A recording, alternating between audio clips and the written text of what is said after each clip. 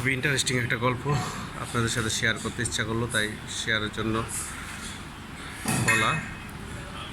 শিক্ষণীয় হতে পারে, গল্পটা শিক্ষণীয়।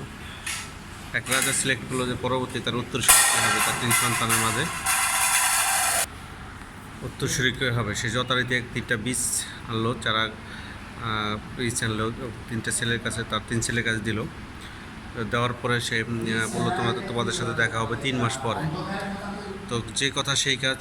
3 মাস পরে যখন রাজা আসলো, দেখলো বড় ছেলের বীজটা ছোট্ট একটা চারা হয়েছে, মেজো ছেলেরটা অনেক বড় হয়েছে, কিন্তু ছোটো ছেলের কোনো চারাই গজায়নি।